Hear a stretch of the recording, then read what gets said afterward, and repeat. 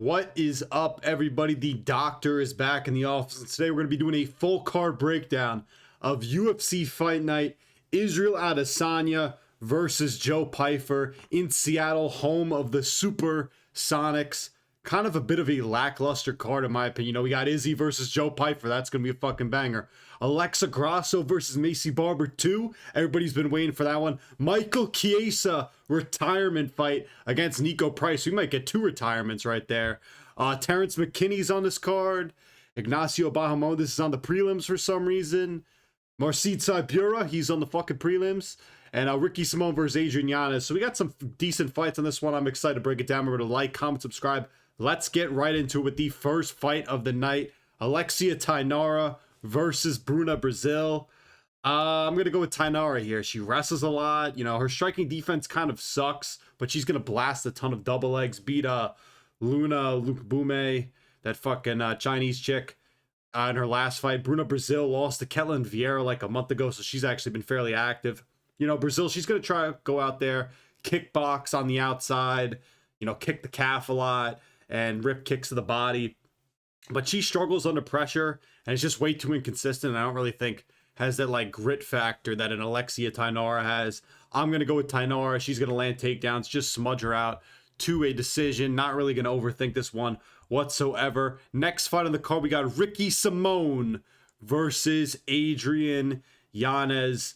I lean Simone here. Listen, this is actually a pretty fun fight. The fact that this is this far down on the prelims and fucking Michael Chiesa and Niko Price is on the main card is disgraceful, and I guess we'll talk about that one later. But Simone, I think he's going to win this. You know, primary wrestler, has a nice jab, he'll blast the overhand in there. Yanez is mostly going to try and, you know, box with you, set up counters. You know, he has good takedown defense, but any good wrestler seems to take this guy down whenever they want to and kind of hold him.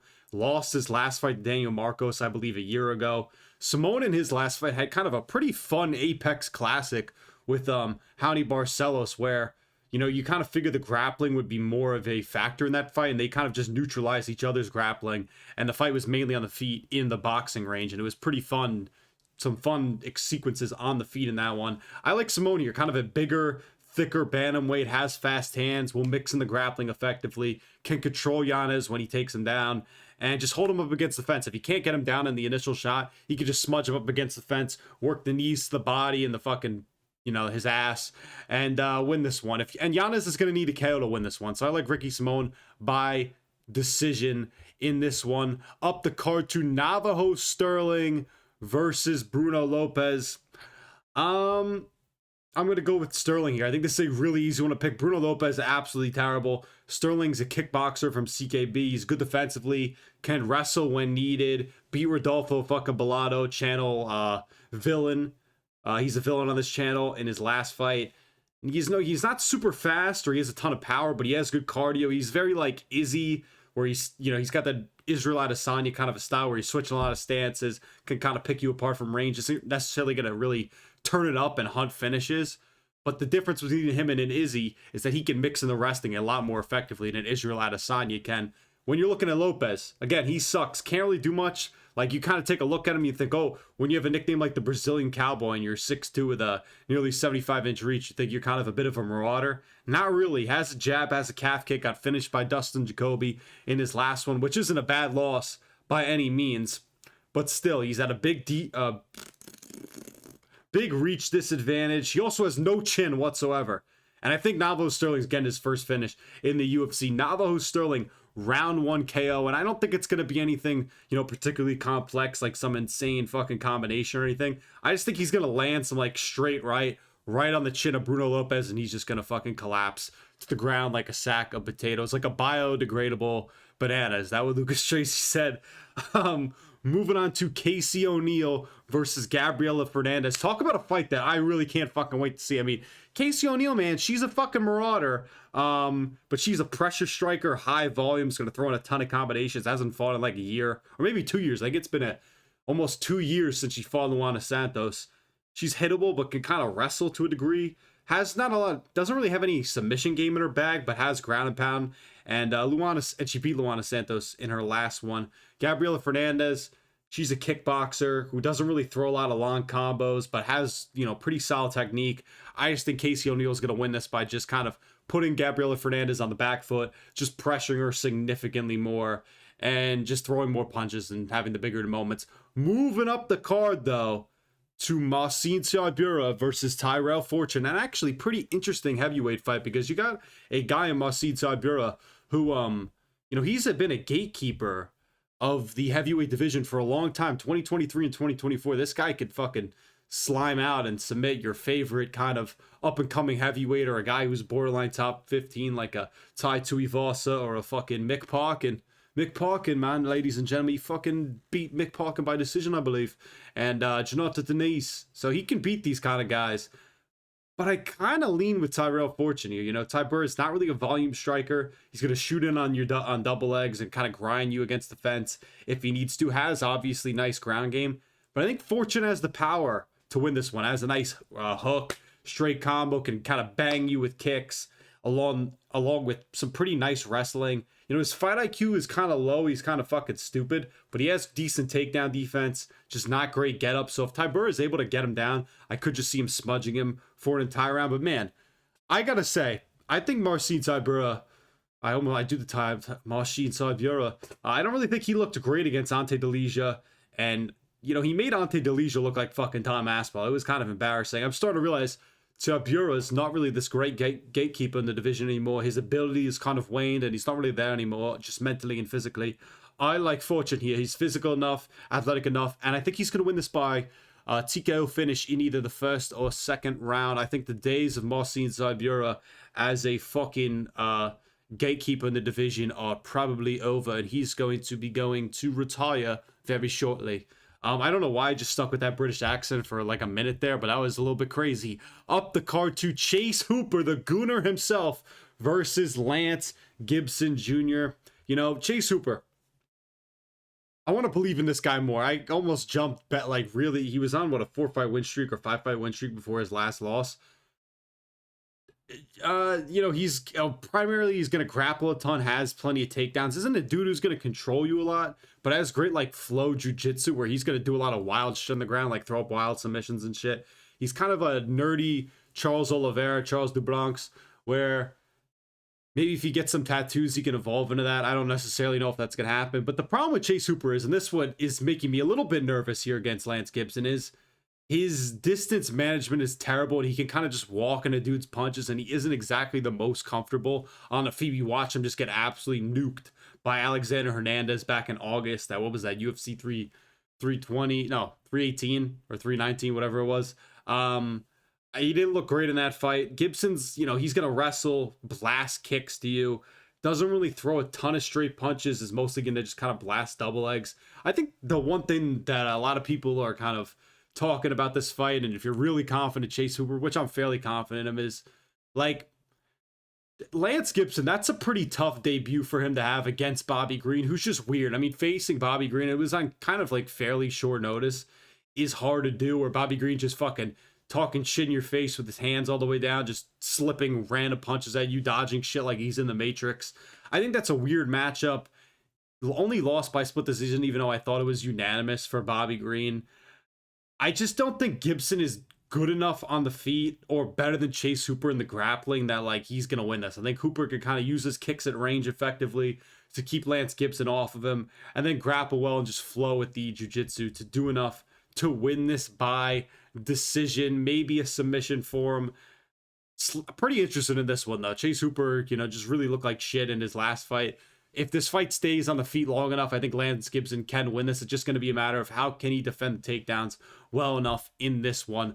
Moving on to a fight that should be on the fucking main card, while we have Michael Chiesa taking up valuable airtime on the fucking on the main card. Ignacio Bahamondes versus Tofiq Musayev, former Ryzen guy, I believe. Bahamondes is just a nightmare matchup, in my opinion, for Musayev here. He's big, he's rangy, he's taking this on short notice because I think Musayev was supposed to fight like Diego Sanchez or some random Brazilian or Mexican, whatever the kid's name is. Bahamondes is going to pump that jab a lot, kick from the outside, counter with the high kick. Lost his last fight to Vazeev. That was just a tough loss. I think, it was a big step up in competition for him after beating, what was it, Jalen Turner by submission. Vazeev's just a tough matchup. He kind of speed bagged him and speed mogged him in that fight. Bahamondes also has pretty good takedown defense. He's not going to look to force scrambles or get up when he's taken down. He kind of just fucking sits back there and doesn't really care what happens. So he is susceptible if you get him down to the ground, that he'll just kind of sit there and not really do anything. But Musayev is really just this kind of power puncher looking for the big shots. We'll randomly mix in takedowns for no reason, but he's not particularly a great grappler or even a good grappler by any means. He has this ability or this disability in his game where he's submission prone. We saw it against his debut against Orobai, where Orobai fucking ran through him and took him down and submitted him by fucking Kimura. He is kind of weird technically and fundamentally just in the way he strikes. I just think Bahamondes on short notice is really tough. He's scary. He's big. Musayev's fucking old. I think he's what? How old is this kid? How old is this guy? He's 36 and he's Azerbaijani, so 36 in their years. He's probably more like 40. I just think Bahamondes is too dangerous in this one. Has too much finishing ability. Better on the feet. Better on the ground. I think I could just see him commit a significantly more amount to the grappling in this fight. I think he's going to win this by finish. I'm going to go with Ignacio Bahamondes by late finish, by submission, round 3, maybe like a guillotine or something. I think it's going to, or maybe he pops the guillotine, fucking snaps him down, and then maybe ground and pound TKO, or he works to the back and gets a rear naked choke. Who knows? But I'm going with Ignacio Bahamondes in this one. Up the card to the main card, Terrance McKinney versus Kyle Nelson, who slimed down my boy Matt Frevola in his last fight. Terrance McKinney's the ultimate glass cannon. You ride or die. This guy's going to fucking look like the greatest fighter you've ever seen for the first 2.5 minutes and then wilt and die in the next 2.5 minutes. He's a round 1 fighter. You're not seeing this guy in round 2. If you want to see him in round 2, go watch a different sport. It's not going to happen. McKinney would literally be unstoppable if he wasn't Terrance McKinney. If he had cardio and had a chin and was and he had any sort of technical ability. But he's going to take you to where you suck in a fight. He has great scrambles early in fights, elite level scrambles, has good timing, wild striker, not super technical, as I said before, lost his last one, fucking wild fashion to Chris Duncan. Kyle Nelson's kind of like a striker at range. He'll throw the jab, the calf kicks. What else is he going to fucking do? He'll move, he'll kind of circle around a lot with that high guard. Not a massive counter puncher. Should have gotten a finish over Matt Frevola, but Dan Miragliotta's so fucking stupid and didn't call that fight when it should have been called, that Kyle Nelson ended up winning by decision, right? Or maybe he got a late finish, I don't know, but he should have won it in round 1. If Kyle Nelson survives the first 2 minutes and 30 seconds of this one, he will beat Terrance McKinney. But I think Terrance McKinney's going to run through him. Terrance McKinney's the ultimate win one, lose one. Even if you look at his record of 17-8, you're like, that's not really true. That's just how it feels with Terrance McKinney, where it's you start counting this guy out, and then he just comes out and puts on a classic Terrance McKinney masterclass. And the best thing about Terrance McKinney is, he comes out here in these interviews before the fights. It's I'm kind of hoping to fight a little bit more measured and well-rounded in this one and take my time. And then he'll just fucking run through a guy. Remember he said with, when he's fighting Slavakos or Borshev, right? That's the kid's last name. He said, I'm going to do a little bit more striking. And then he fucking won by mounted guillotine. So I'm going to take Terrance McKinney by round 1 TKO. I just think he's going to run through Kyle Nelson. This will be a fun one regardless. Somebody's getting finished in round 1. Just also a really tough fight for Kyle Nelson. I don't really think this is the ideal matchup for him. Even if he could get a finish in that first round, Terrance McKinney could just really be tough for anybody because he can just run at you. He's going to run at you like a bat out of hell. Up the card to one of the more hyped up fights on the card, Mansur Abdul-Mailk versus Yousri Belgaroui. 2 pretty hyped up middleweights in the division. Again, why the fuck is Ateba Gauthier keep fighting cans? Who's he fighting now? What the fuck? Fucking Ozzy Diaz or whoever he's fighting now. And these guys have to fight each other. It makes really little sense to me. Mansur is going to come in here. He's going to wrestle. You didn't really see it a ton against Cody Brundage, but you saw him do it against Trocoli in his last fight where he was just blasting double legs on this dude. He's a power puncher. He's going to stance switch a lot, will lunge in with those punches and hooks, can counter if you swing wild at him.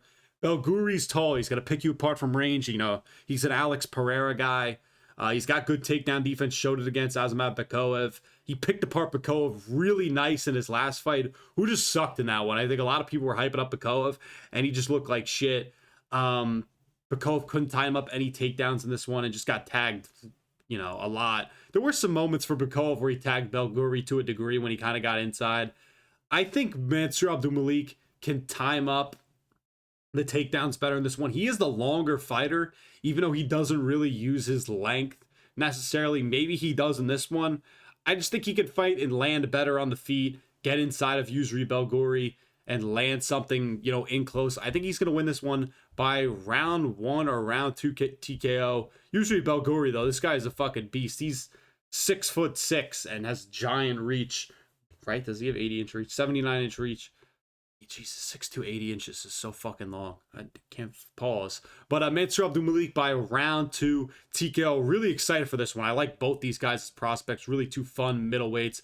Up the card to Julian Erosa versus Lerryan Douglas. Another one that I'm pretty excited for. Like, Julian Erosa is kind of like that brawler, junkyard dog, pressure fighter. He's going to throw at you from a ton of weird angles.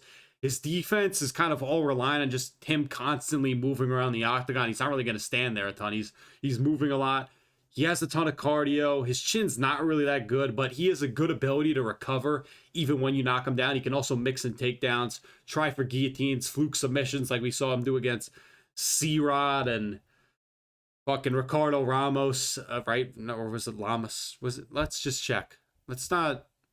Ricardo, yeah, I knew it was Ricardo Ramos. Is Ricardo Ramos even in the fucking UFC anymore? Douglas, on the other hand, he's this kind of a patient power puncher. He's got these explosive movements in the pocket with hooks. Guy has insane power for featherweight. Like, he legitimately will take dudes' heads off in ways you haven't seen for the division. Rosa, listen, he's going to come out here, he'll pressure, but I just think he's going to walk into Lerryan Douglas's punches and just die. It gets interesting if he can get it into round 2, where he can fluke a submission. But I think Lerryan Douglas is just going to be patient, wait for Julian Erosa to kind of just move in on him and just bomb him out with a hook. Round 1 knockout for Lerryan Douglas.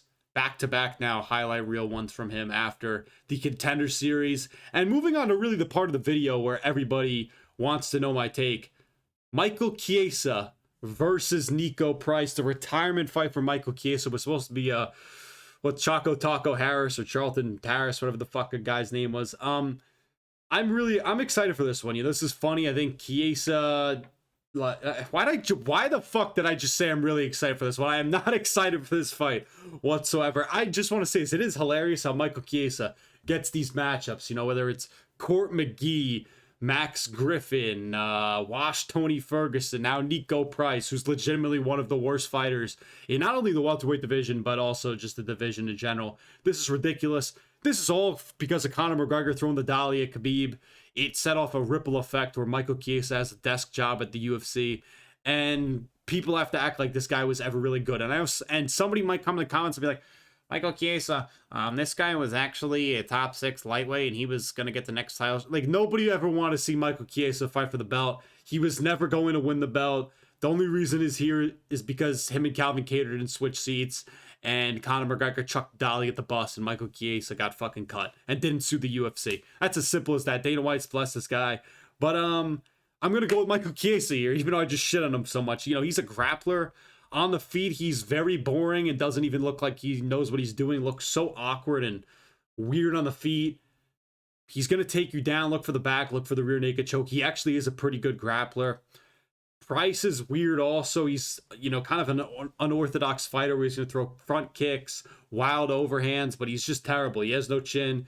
His defense is just him moving drunkenly around the octagon like an idiot. Won't defend takedowns whatsoever, so Chiesa should have no problems getting this guy to the ground. Like, has KO power, don't get me wrong, with Niko Price, but just low fight IQ, old, and he sucks. Originally, I would say Michael Chiesa by decision.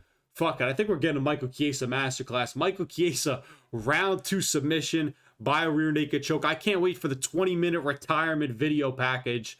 And I guarantee Anthony Smith will make an appearance on the video package and be like, this guy's a fucking badass. He represents the old guard of the UFC. Like, just some bullshit. Like, I can't believe we're getting a retirement fucking package for Michael Chiesa, who sucks. People are going to try and tell you this guy's a legend. He's terrible. I also think Niko Price could retire after this one, so I hope we get a Niko Price retirement video.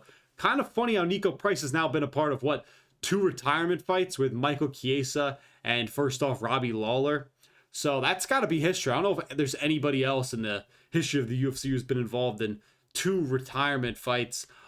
Just very weird. Michael Chiesa, you fucking suck, buddy. Up the card to Alexa Grasso versus Macy Barber 2. The rematch we've all been waiting for being honest. You know, who doesn't want to see Alexa Grasso versus maybe Barber? Macy Barber by seizure. That's my prediction for this one. Grasso's kind of a boxer who's going to move in and out of range. Loves the double jab. Can't cut off the cage to save her life. She can defend takedowns pretty well and has decent BJJ. But Macy Barber is kind of a fucking marauder and a brawler. She's looking to get in your face, swing overhands and hooks. Has nice dirty boxing. Can get in on a single leg. Mix some head kicks in there. She's very dangerous. Not really great defensively whatsoever. So that kind of leaves her, again, susceptible to getting finished.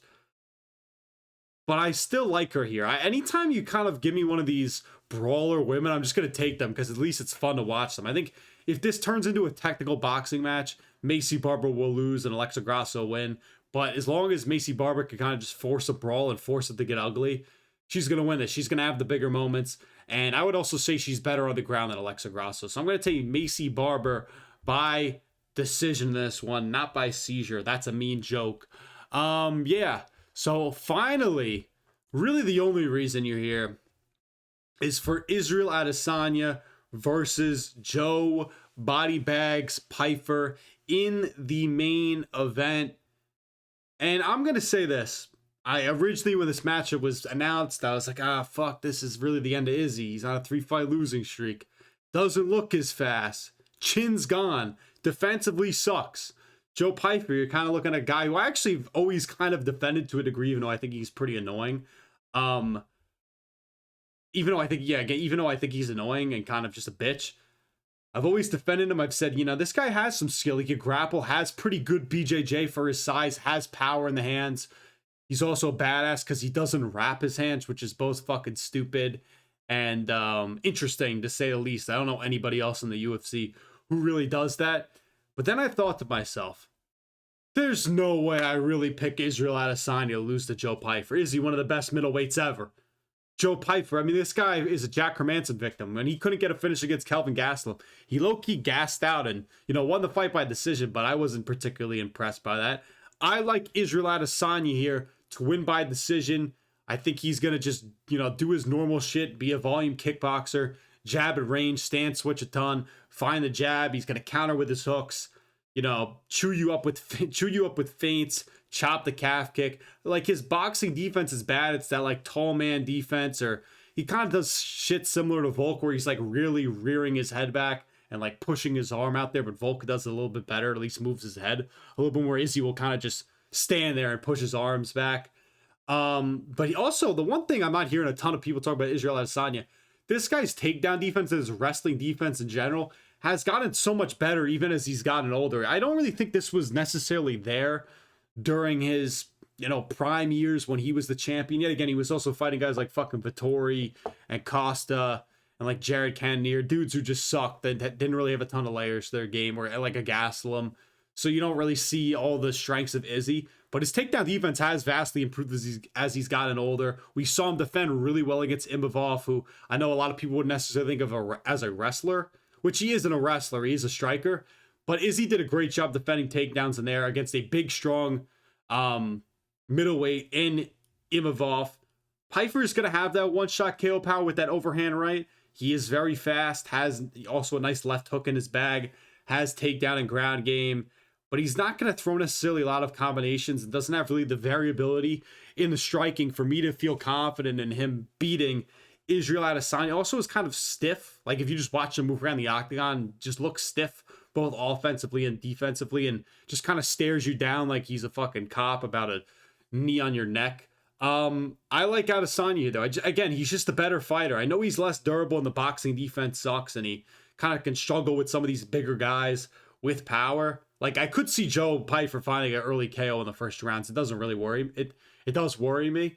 And again, another thing that worries me is he is kind of, with some of his distance management, misreads. He can kind of switch stances a little too much in boxing range, and that can get him clipped like we saw it did against him and Imavov. And he's on a 3-fight losing streak against guys like DDP, Strickland, and Imavov.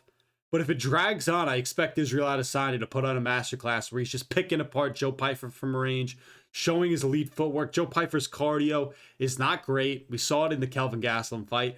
His fucking footwork is also not really that great. He can't cut off the cage to save his life.